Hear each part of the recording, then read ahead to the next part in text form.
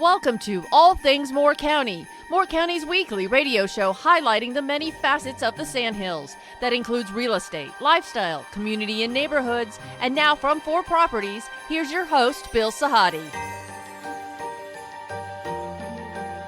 Good morning and welcome to the talk show All Things Moore County, and welcome to Christmas week, which is always full of memories for lots of people, especially depending on their age and how many Christmases they have in their brains over the years. And today we're going to talk about some of the memories we have of Christmas, and it revolves around pets that are given at Christmas, perhaps to our children, their first opportunity.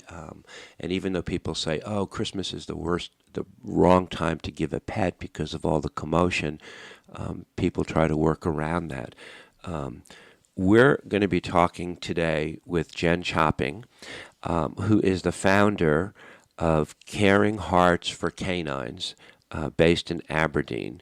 And Jenn has been, I guess since, Jenn, 2014, you started Caring Hearts for Canines? I did. So 10 years of experience. We've had shows in the past with some of the veterinarians who were very willing to provide spay and neuter options, because we have a pet overpopulation, and yet adopt, and your presence is all over Moore County. I've seen you in front of the ice cream parlor. I've seen you at Pony Espresso, Yes.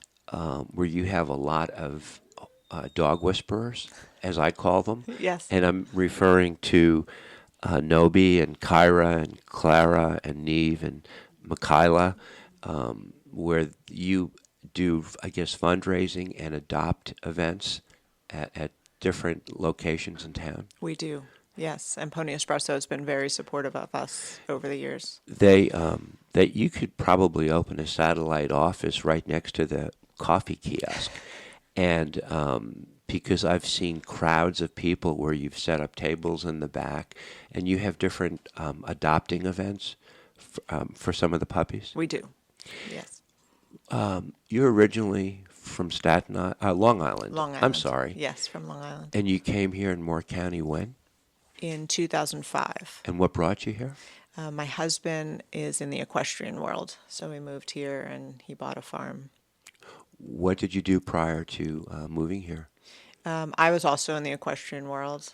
Okay. And then I had a family. Right. So I slowed down a bit with the equestrian world and So you have kids? decided to rescue dogs. And you have children? I do. 2 boys. What ages? 16 and 12. Oh boy! Mm-hmm. So you have an active household, to Very say active, to yes. say the least. Yes.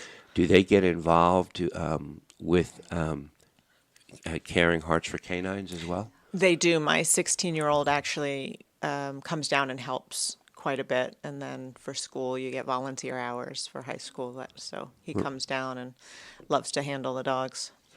I love the logo that you use about rescuing dogs because they rescue us. Mm-hmm. Talk about that a little bit. I think it's true. I think a lot of people feel that the dogs have saved them rather than them saving a life. There's a lot of literature out there about the health benefits of owning a pet. It isn't just a dog, but dogs do provide comfort. They help people with. There's a whole list of things. It's crazy. I want to just throw these at you. Hold on. More physical activity, less stress, lower blood pressure, lower risk of heart attacks, alleviation of depression, allergy prevention. Help me, low blood sugar detection. I mean, I think some dogs pick up on things like that, diabetes, seizures, Really? I'm sure low blood pressure. Yes, we had a vet tech at Carthage Animal Hospital adopted a dog for me, and she has diabetes. And the dog was a puppy, not trained, and it started to detect when she would need to treat herself. We look at pets, at dogs, pet dogs, and we say how cute they are, but their sensory perception is very keen with their owner. They sense. I think Dee, my administrator this morning, had gotten some news about her mom, some health issues, and she was in tears, and she said, Bailey, her dog, who we featured in the banner ad, could pick that up and doesn't like it. She senses people's emotions. For sure. I agree. My 12-year-old was very sick last week with pneumonia, and our dogs in the house didn't leave his side. He was on the couch and in the bed, and they were right there with him.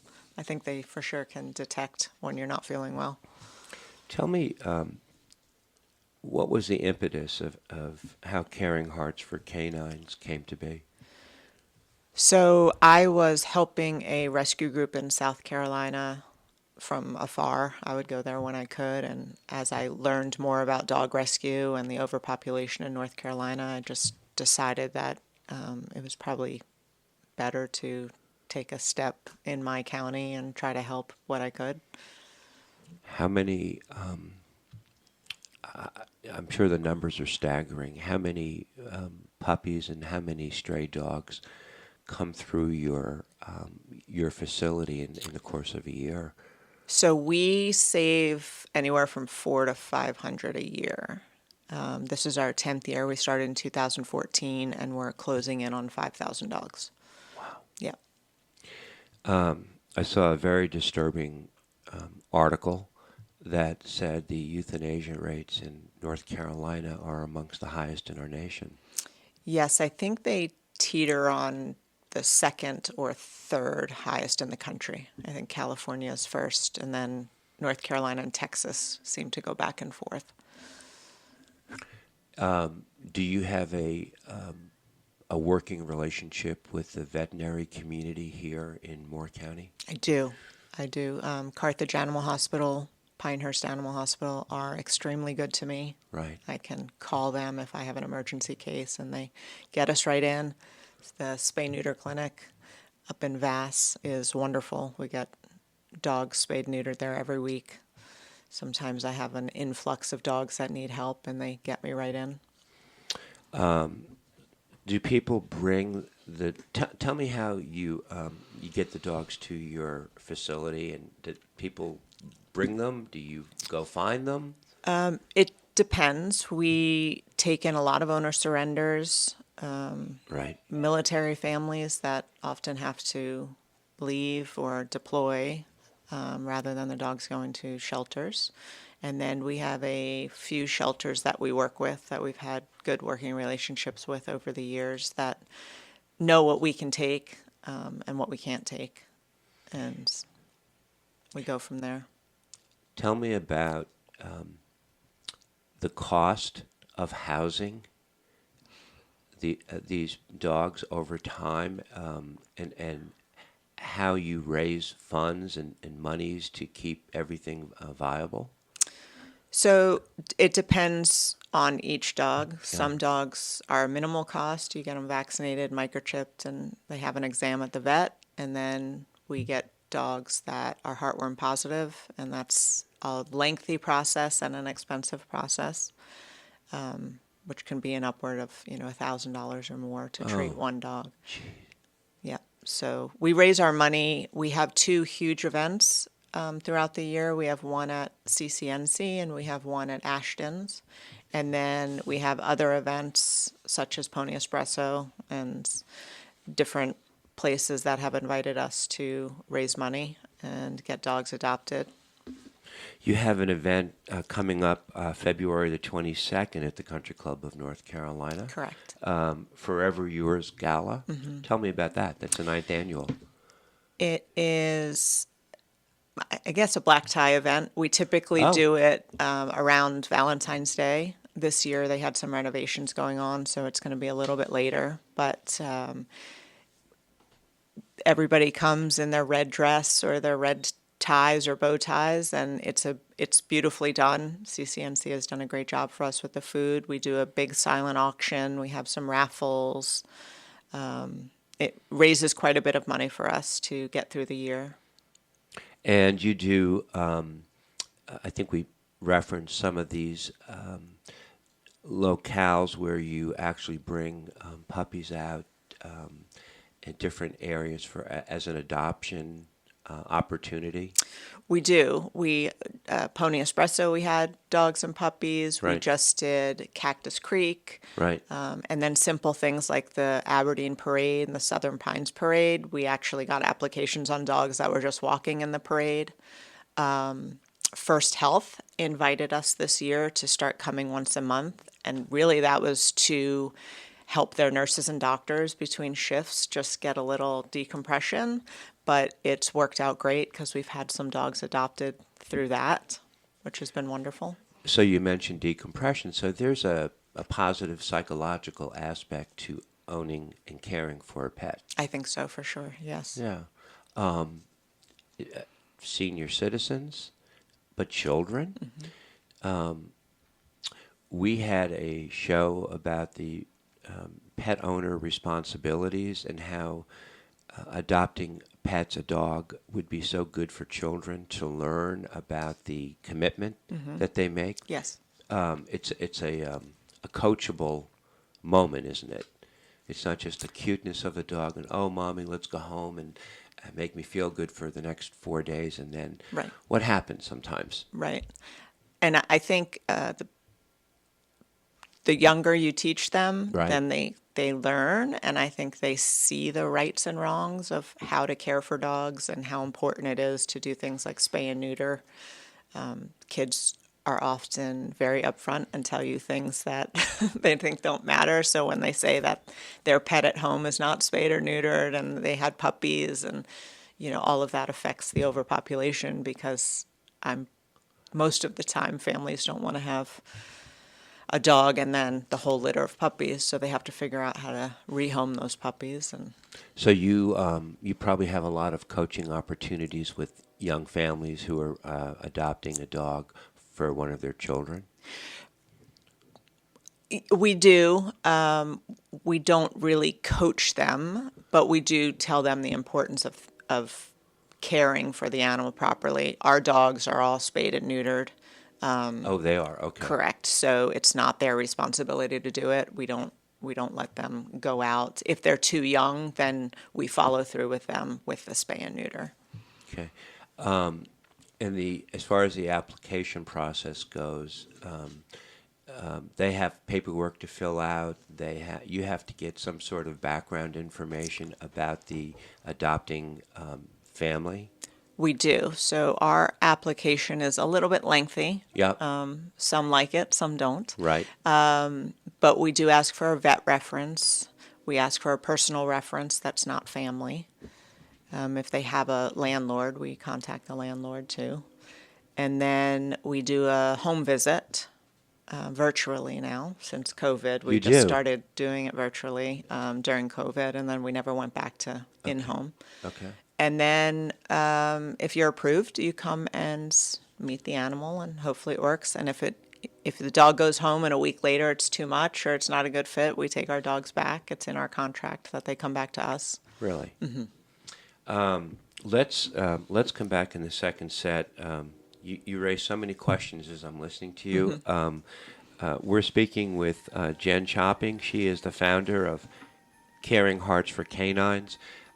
It's an organization that provides a much-needed service in Moore County, but there are also numerous benefits to the fact that she's here and what she provides for families with children, for senior citizens, a whole host of reasons why it's so good to adopt a pet dog. This is All Things Moore County. We'll be right back.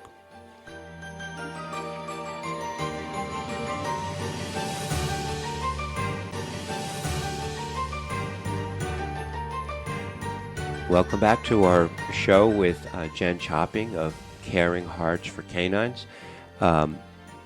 Provides a great opportunity and a great service for Moore County.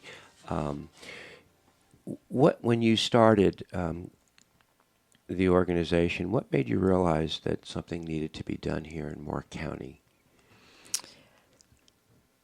I was informed by several people who had lived here and been involved with the county Yep. about the euthanasia rates at the local shelter, about Right. the amount of strays that there were, and lack of laws that existed, such as spay-neuter laws, which then causes overpopulation. Right.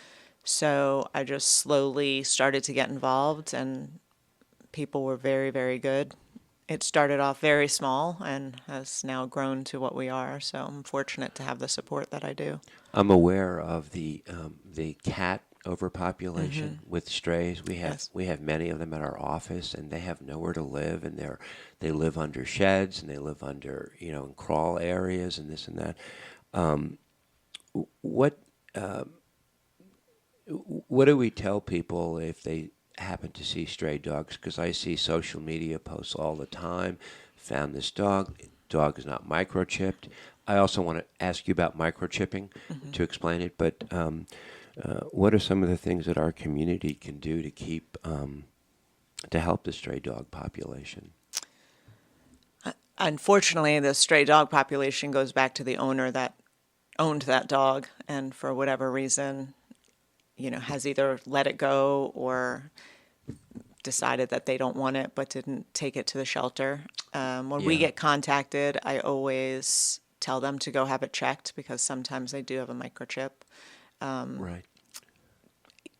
People sometimes appreciate and sometimes don't that I say that it needs to go through Moore County Animal Shelter because it needs to be logged in. They have a 72-hour hold to try to find the owner. Right. If those people aren't, the people that find the dog are not able to hold it or try to do what they can. There's a lot of pages. The pilot does a page for lost and found dogs. I started a lost and found page years ago.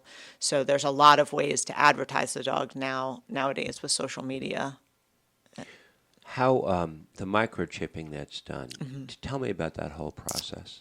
So with us, every dog is microchipped. It's a little chip that goes in. It goes with a number. And when the dog is adopted, the owners are supposed to change it over to their information. But it will also, for us, come back to us because we buy the microchips. So if somebody who finds a dog or a vet tries to contact the microchip company and the adopter hasn't registered it, we get the phone call. And then we just look up the phone number in our files about the dog, which happens, unfortunately, more than you would like it to. But the dogs sometimes just have gotten loose. A couple of years ago, 2 dogs had been dumped at Harnett County that were adopted through us. They were both adopted by the same person. But Harnett County contacted us, and we went and got the dogs. So When the dogs are with you, they are microchipped before they are adopted? correct. Okay. Yes. So then there's a process that the owner has to basically just change information so that there's always a record of the dog. Correct. They get an adoption packet when they adopt the dog, so it has the brochure from the microchip company we use along with the form that they need to fill out, and they can send it in, and then it's changed. So if somebody comes down, do you mostly have the dogs adopted at your facility in addition to the things that you do out in the community? Yes, we also do a lot of out-of-state adoptions as well. There's a lot of horse people who my husband knows, and I was involved for years, so Right. they'll reach out to us about adopting. We also have rescue partners up north in Pennsylvania, Connecticut, Maine. So dogs that aren't adopted that have been with us for a little while, we send up there. Usually once a month, we do a transport up there. And these are rescue dogs? So I know that my administrator Dee has a rescue dog. I know that my sister Jean in New York had a rescue dog, and from Tennessee. She got it, and she just Cagney lived for I think about 12 years, and it was but she had been abused, and she just followed Jean around like that. That was like her homing station. I mean, there was, and she had a great life, but she was always a little reserved because of her upbringing. So you see that sometimes. Correct. Yeah. But as a puppy, as a young puppy, it's maybe the chances are better to have that behavior changed. But if the dog is older, it's not as easy, is it? I think it probably takes a little while longer, just because they're so used to Yeah. whatever happened to them in the past. They went through it for a longer time. But we've gotten dogs that have been terrified and have turned around and are Right. living a great life. How many, just today, how many dogs do you have at your facility right now? Just a snapshot in time. Probably, there's probably 20 at the building right now. And then we have one foster has a mom and 6 puppies. Another foster has a mom and 6 puppies, as well as an individual dog for me.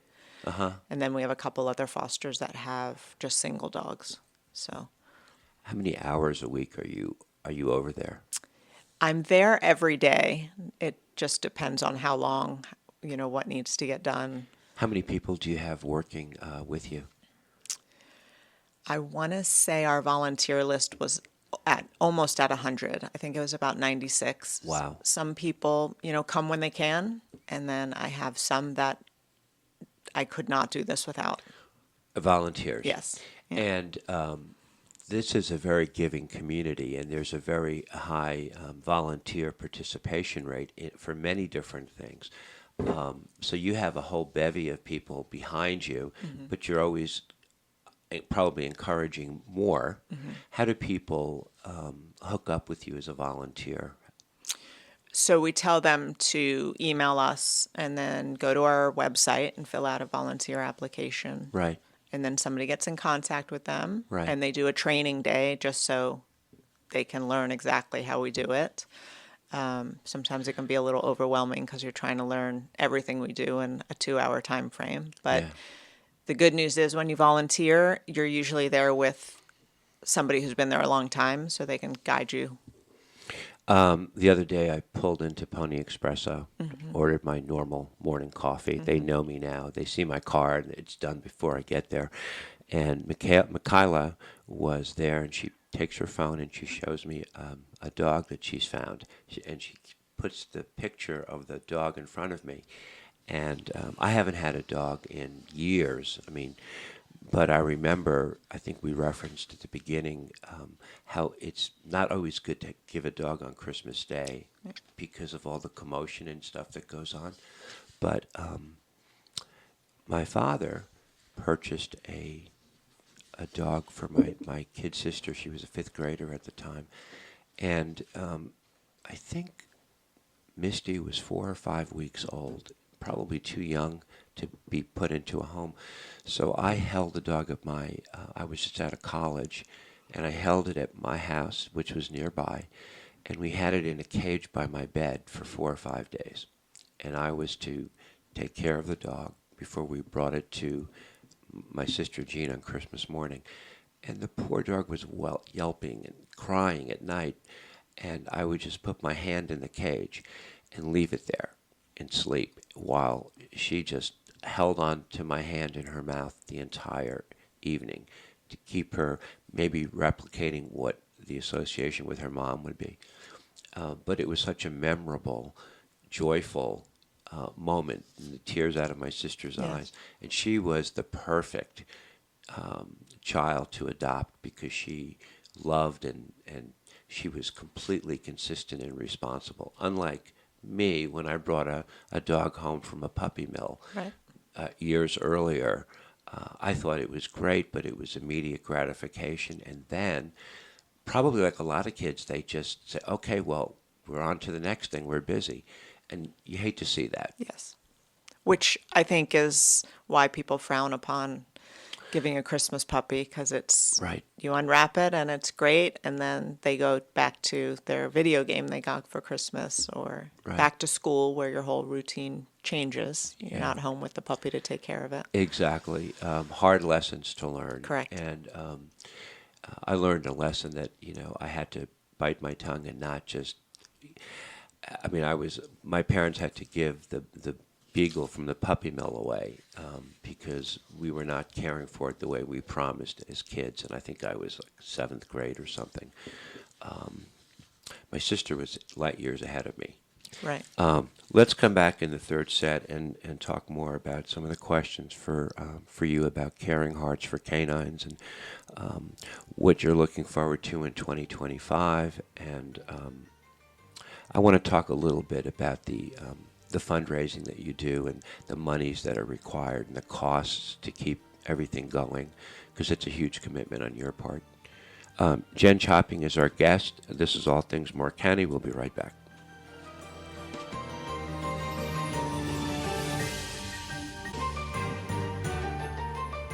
Welcome back to our final set with Jenn Chopping, the founder of Caring Hearts for Canines.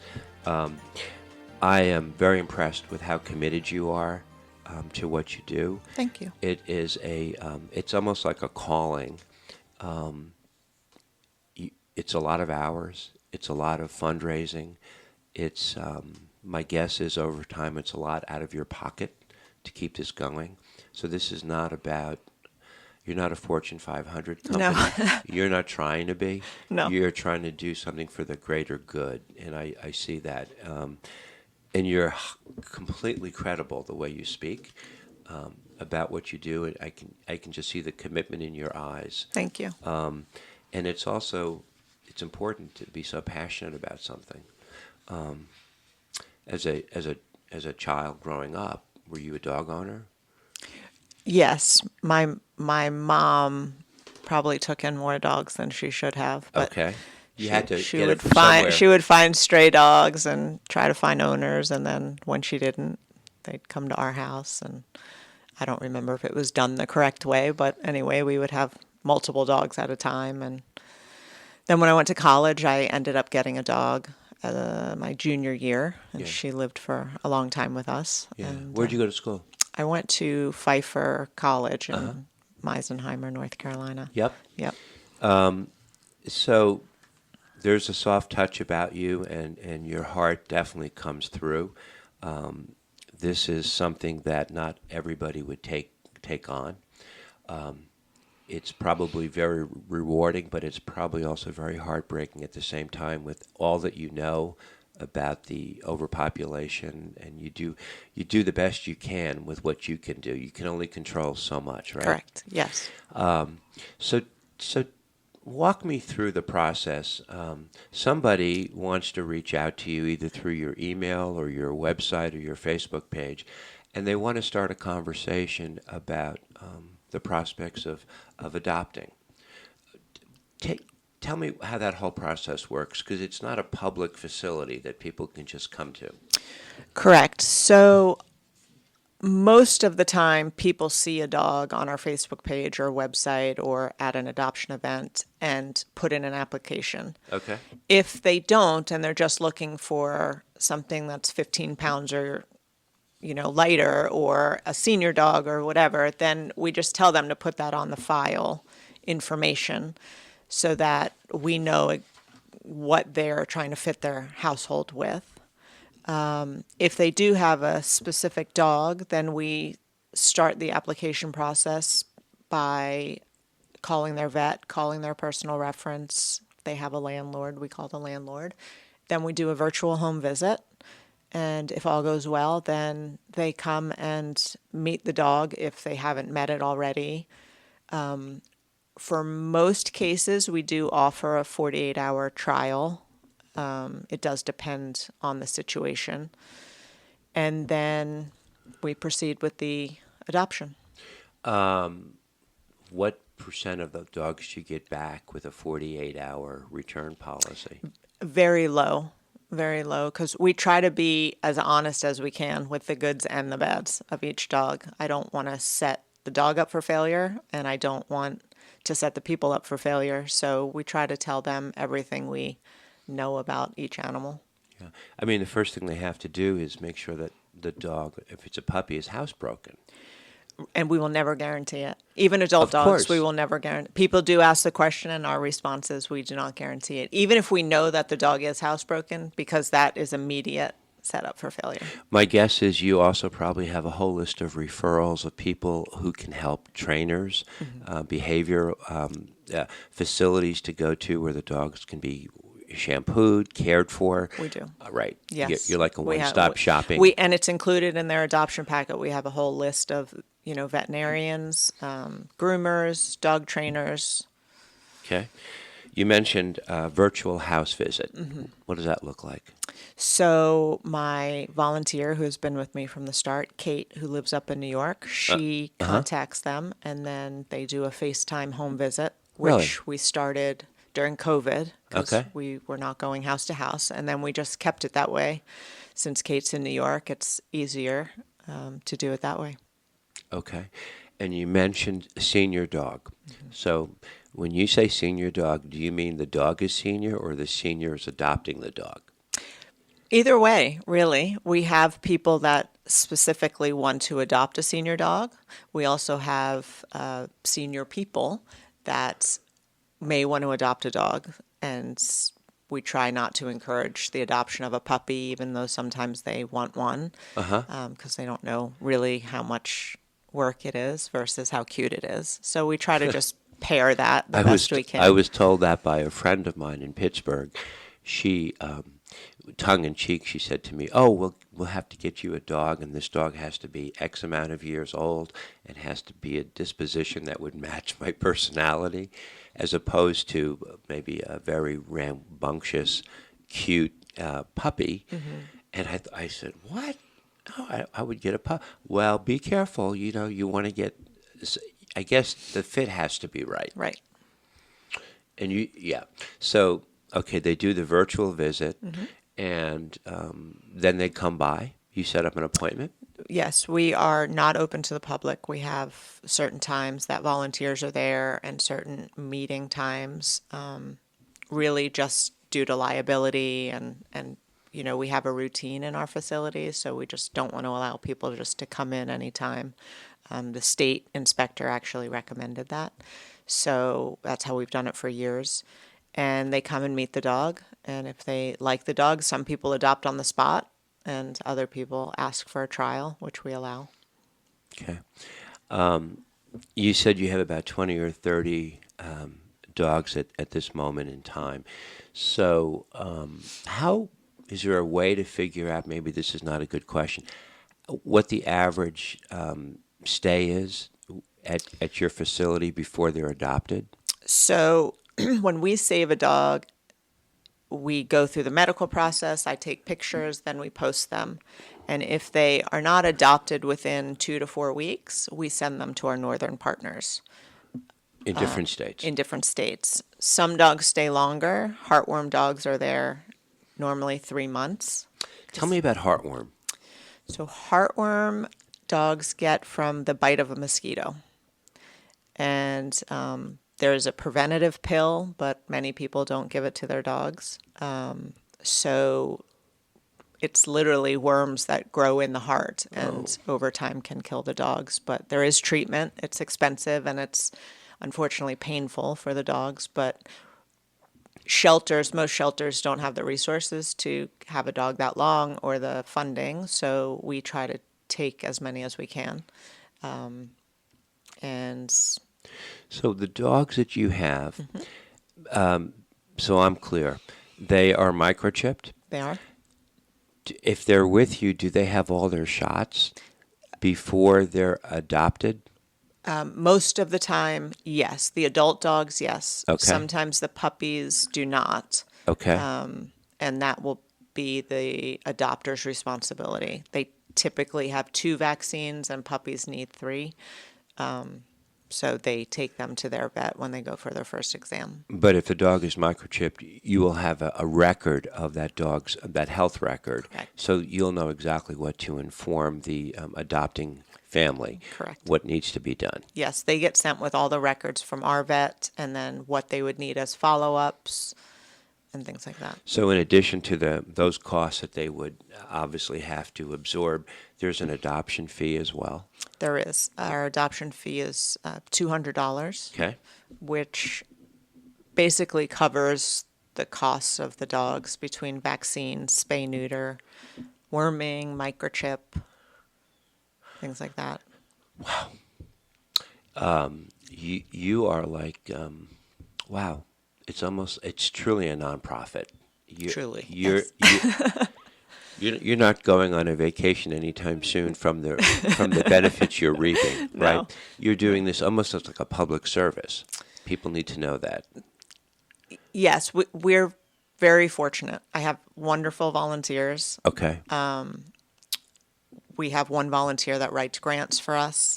So we've been fortunate to Good. be able to get some grant money to help us with repairs. We bought our building last year, and Okay. it's a very old building. So we're slowly, we got a new roof and we put turf down for the dogs, but that all costs a lot of money. I would love to come down, contact you, and come down and take a Sure. look at the building. Yeah. Only, I want to open myself to that, for sure. So you talked about the volunteers that you have, and you have some information on the website as to how you can sign up new volunteers. We do. If you go to our website, which is www.caringheartsforcanines.com, there's information on volunteering, on fostering, adopting. Okay. 10 years is a long time. You have a perspective. What do you hope to see in the next 2 or 3 years with the progress of what you're doing? What changes? For Caring Hearts for Canines, I think we're doing everything we can every day that we do it. I believe you. So just continuing to save lives, giving dogs a chance that wouldn't have a chance otherwise. For our county, my hopes would be to see laws put in place which would help our overpopulation, Yeah, but that's out of my hands. right. Dorothy, can you hear in her voice the strong convictions that she has, but also the fact that she's very measured in how she speaks? She's very careful. You're very smart. And you say a lot by skirting around. It's not the best situation in the world, but you're just trying in your own way to make what you can better. Mm-hmm. Yeah. Definitely. Caring Hearts for Canines. We rescue them and they rescue us. That's a wonderful motto. When are you next going to be at Pony Espresso? So they do an event for us once a year. Once a year. They with do, but all it's those talented ladies. It's a huge event. It's literally 4 hours long, and it's one of our biggest events that we have all year. It raises us a lot of money. Is that right? Those girls give us all the sales, all their tips. They're great. And then Reds has done some events throughout the year for us too. So it's all, again, it's just community support. And they are so enthusiastic. I mean, they're great. They could be PR people for a lot of different organizations, yes, right? They are wonderful. Wonderful, wonderful ladies. So the website is caringheartsforcanines.com. Correct. And you have an email address that people can reach you at? Yes, it is caringheartscanine at gmail.com. Okay. At Gmail. I was looking forward to having you come on, and honestly, kudos to Pony Espresso, because I go in for my morning coffee, and we yak more and more. It's been years now, and they are so friendly, and they sort of help me connect with you and make this happen. And I'm delighted to meet you, and I hope you may be able to come back on if you ever have other events. But people can go to your Facebook page. Yes. And they can see all the events that you have coming up as well. All of our events, all of our available dogs. Yeah. Good job. Thank you. You really, you're very impressive. Thank you very much. Pleasure to meet you. Have a great Christmas. Thank you. Take a deep breath. Yes. A day, maybe Yes. one day off. Yes. That would be it.